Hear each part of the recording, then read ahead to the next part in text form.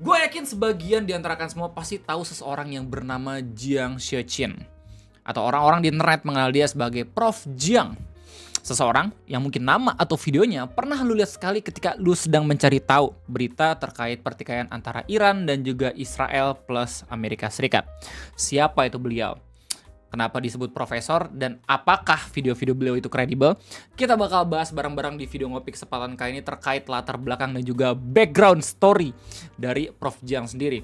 Selamat tonton di Ngopi Ngobrol Bahasa Indonesia bersama gue, your favorite Uncle Om Ray. Jujur, gue baru tahu beliau ini siapa, ya, meskipun eksisnya udah lama banget. Pertama kali gue tahu namanya dia itu dari salah satu komentar kalian di video ngopi gue terkait hadis tentang 72 pasukan Dajjal gitu ya. Dimana ini dari Om Opa bilang, "Bang, coba cari tahu tentang Profesor Jiang Xieqin. Prosesnya beliau dulu pernah prediksi bla bla bla segala macam." Setelah gue perdalam, ternyata video-videonya emang menarik banget untuk didiskusikan.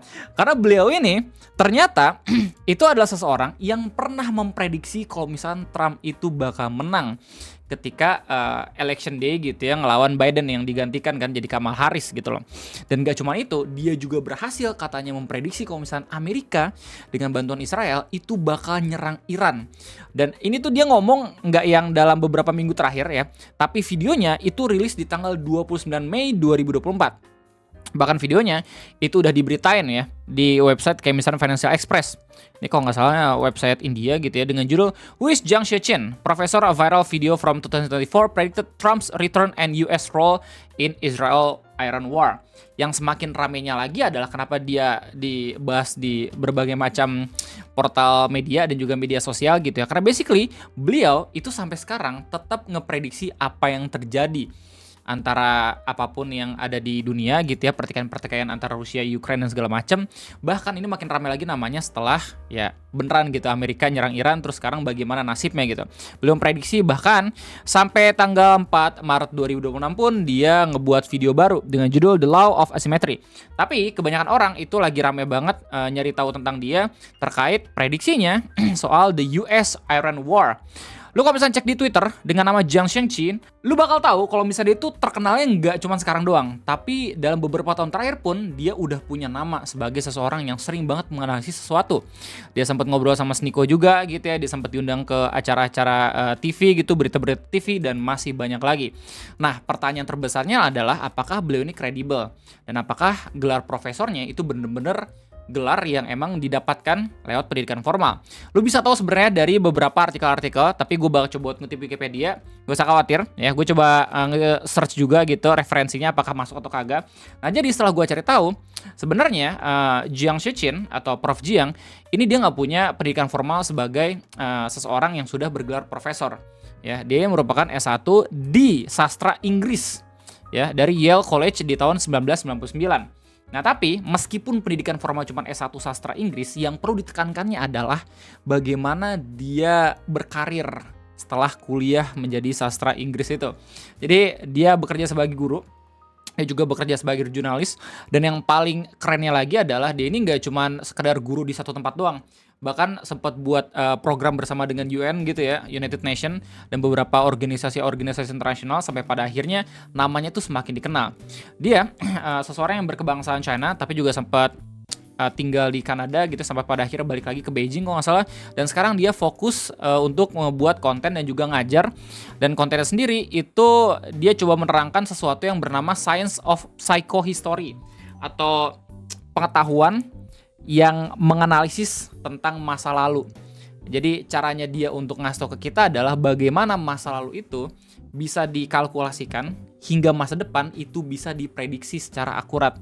Dan prediksi-prediksi itulah yang akhirnya dipaparin lewat video-video. Salah satu prediksinya yang buat orang-orang tuh amazed, bagaimana Trump tiba-tiba bisa menang eleksi ya, ngelawan Kamala Harris, terus abis itu Amerika beneran nyerang Iran. Nah, terus kenapa dia namanya makin ramai lagi? Karena dia katanya sempat ngeprediksi juga kalau misalkan dalam perang Iran versus Amerika dan Israel ini yang kalah, nah lu lihat sendiri sebenarnya yang kalah katanya ya itu Amerika dan Iran sama-sama kalah karena dalam peperangan gak ada yang menang, tapi ya ada pihak yang bakal diuntungkan. dan itu adalah Israel. Katanya coy, itu katanya. Silakan cek sendiri videonya gitu ya, 45 menit, ini bagus banget. Gue udah coba buat tonton 2 kali, ya biar seenggaknya lebih ngerti lagi. Tapi di video ngopi ini gue bakal fokus untuk coba buat ceritain ke lu semua bagaimana sepak terjangnya Prof Jiang.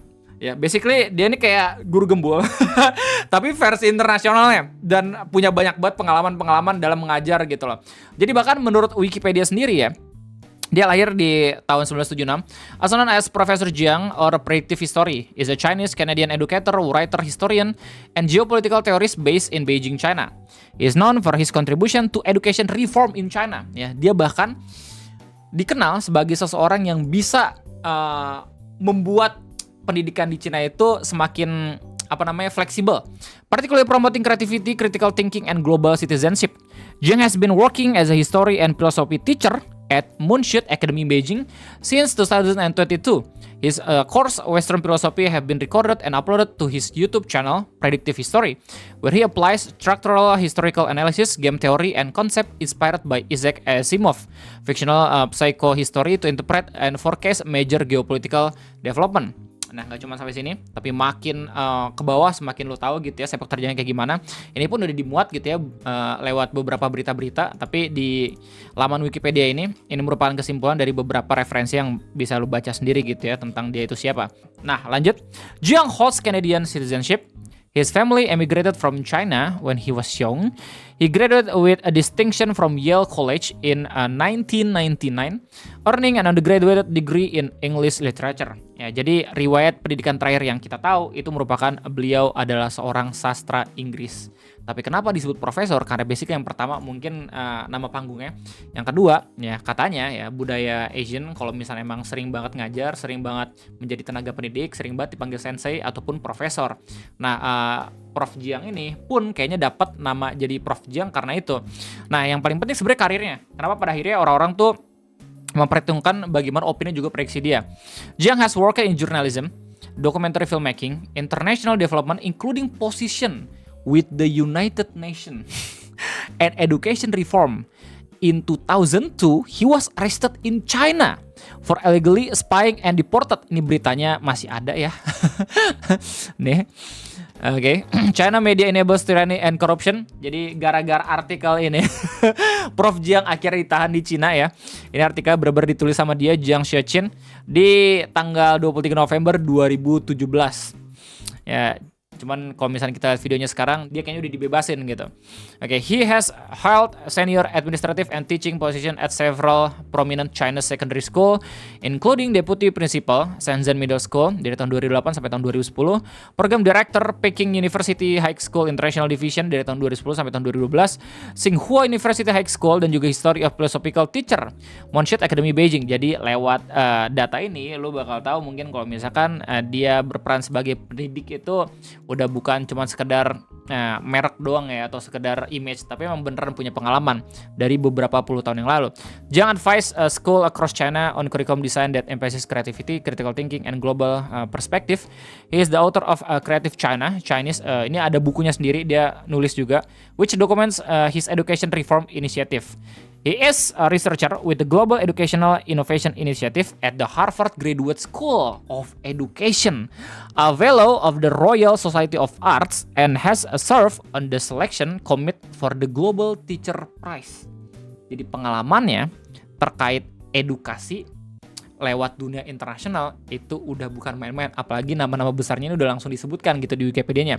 Harvard Graduate School of Education, Royal Society of Arts, bahkan sampai Global Teacher Prize. Pertanyaannya adalah kenapa lu Bang Ray repot-repot banget gitu ngulitin background pendidikannya dia, karena basically ya di tengah pertikaian ini banyak banget orang-orang yang kadang tuh suka mempertimbangkan apakah ini kredibel atau kagak untuk diikutin, apalagi dengan Twitter segala macam fitur Chan Blue-nya gitu ya, orang-orang tuh berlomba-lomba untuk saling respon biar dapat cuan gitu ya. Kita harus tahu gitu mana orang-orang yang emang punya pengalaman dan juga background yang cocok untuk kita sama-sama diskusikan gitu ya, atau justru orang yang bisa kita langsung tinggalkan biar seenggaknya itu waktu kita nggak terlalu habis gitu untuk ngikutin segala macam hal bullshit yang dia keluarkan gitu loh. Belum lagi di Twitter itu lagi ada diskursus kalau misalkan apapun yang disebutkan sama Prof Jiang itu bullshit, karena basically dia bilang kalau misalkan Iran yang bakal menang. dalam perang yang sekarang gitu. Banyak banget orang-orang yang pro Amerika nggak suka, bahkan bilang kalau misalnya itu cuma sekedar YouTuber yapping doang kayak gitu, sama kayak Asmongold dan segala macam. Lanjut, his writing has appeared in the New York Times, China Youth Daily, The Wall Street Journal, and the Chronicle of Higher Education. Remember, dia adalah seorang jurnalis juga gitu ya, bahkan katanya tulisan-tulisannya udah dipublikasikan di beberapa media internasional yang namanya udah bukan kaleng-kaleng lagi. Nah, kemudian dijelasin juga tentang channel YouTube-nya. Jiang is the creator of principal lecturer of the youth channel Predictive History, which he launched prior to 2024. Baru 2 tahun ya, 2-3 tahun umur channelnya. The channel investigate whether a real world version of psychohistory, psychodynamics, the fictional mathematics science of mass human behavior described in Isaac Asimov Foundation series is feasible through the study of recurring historical structures, game theory, and long-term pattern recognition. Dia singkat sebagai teori ya, the science of psychohistory, atau kemampuan ya, pengetahuan gimana lu bisa menganalisis masa lalu untuk bisa memprediksi masa depan. Ya meskipun terinspirasi dari hal-hal fiksional kayak ya Isaac Asimov Foundation ini, tapi dia mikirnya itu mungkinnya bisa diterapkan di real life. Kenapa begitu? Karena jas merah jangan pernah melupakan sejarah, karena mungkin polanya itu bisa berulang kali muncul lagi gitu di masa depan, katanya gitu.